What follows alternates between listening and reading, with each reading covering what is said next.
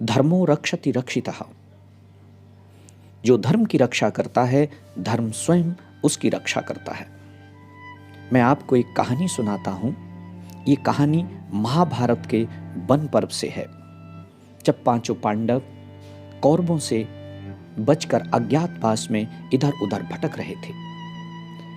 वनवास के समय पांडव जब द्वैत वन में विचर रहे थे, कौरवों से बचते बचाते वन में घूमते समय एक दिन उन्हें बहुत जोर की प्यास लगी।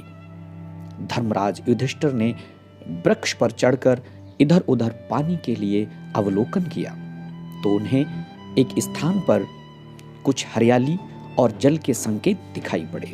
उन्होंने नकुल को जल लाने के लिए भेजा।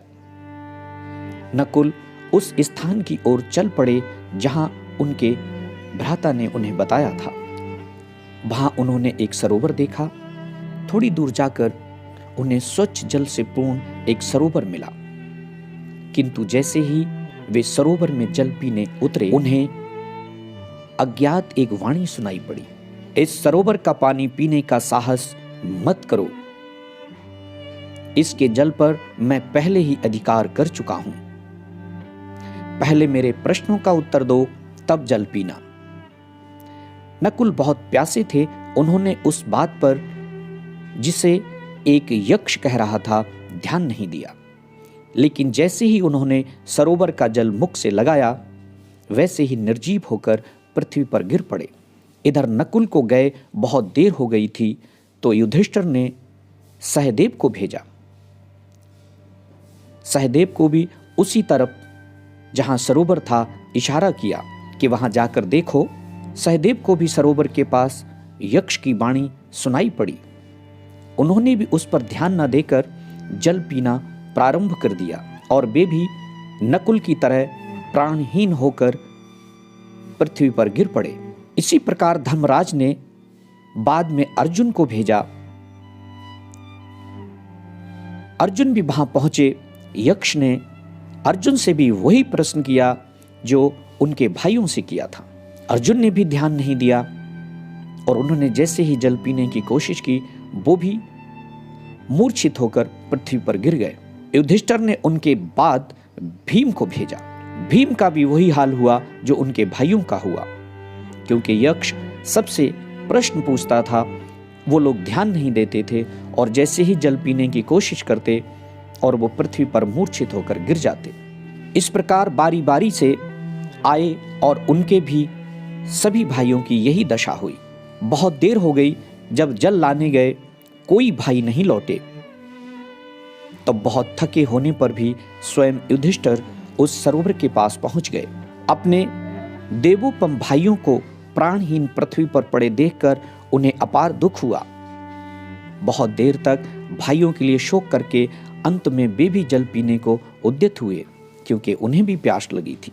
उन्हें पहले तो यक्ष ने बगुले के रूप में रोका, किंतु युधिष्ठिर के पूछने पर कि तुम कौन हो, वो यक्ष के रूप में एक वृक्ष पर दिखाई पड़ा। शांति चित्त धर्मात्मा युधिष्ठिर ने कहा, यक्ष, मैं दूसरे के अधिकार की वस्तु नहीं लेना चाहता। तुमने सरोवर के जल पर पहले ही अधिकार कर लिया है, तो वो जल तुम्हारा रहे।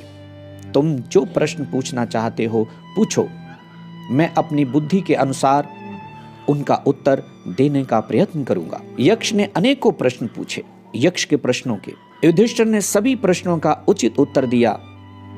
उनके उत्तरों से संतुष्ट होकर यक्ष ने कहा, राजन, तुमने मेरे प्रश्नों के ठीक ठीक उत्तर दिए हैं, इसलिए मैं तुमसे बहुत प्रसन्न हूं। तुम अपने इन भाइयों में से जिस एक को चाहो वो जीवित हो सकता है।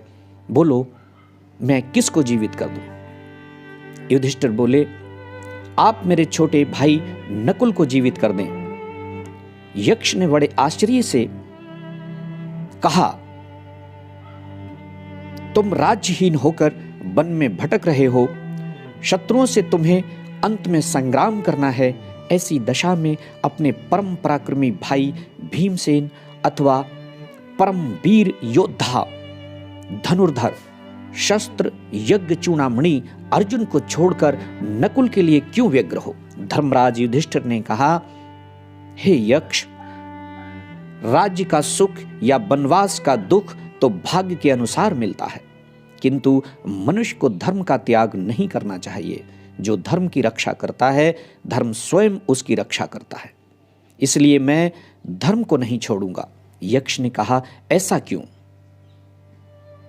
धर्मराज युधिष्ठिर बोले, कुंती और माद्री मेरी दोनों माताएं हैं। कुंती का पुत्र मैं जीवित हूं, अतः मैं चाहता हूं कि मेरी दूसरी माता माद्री का वंश भी नष्ट ना हो, उनका भी एक पुत्र जीवित रहे। तुम नकुल को जीवित करके दोनों को पुत्रवती कर दो। यक्ष ने कहा, तुम अर्थ और काम के विषयों में परम उदार हो, अतः तुम्हारे चारों भाई जीवित हो जाएं। मैं तुम्हारा पिता धर्म हूं, तुम्हें देखने तथा तुम्हारी धर्म निष्ठा की परीक्षा लेने के लिए आया था। धर्म ने अपना स्वरूप प्रकट कर दिया। धर्मराज युधिष्ठिर के चारों भाई जो मृत प्राय पड़े हुए थे, चारों पांडव तत्काल उठ बैठे और वो जीवित हो गए। इस वीडियो में बस इतना ही। श्री विदुर आश्रम परिवार के सभी व्यूअर्स को मेरा बहुत बहुत धन्यवाद, साधुवाद, आशीर्वाद। आप यूं ही हमेशा हंसते मुस्कुराते रहें, सदा स्वस्थ रहें, मस्त रहें, व्यस्त रहें, पर अस्त व्यस्त ना रहें। वंदे मातरम। जय श्री राम।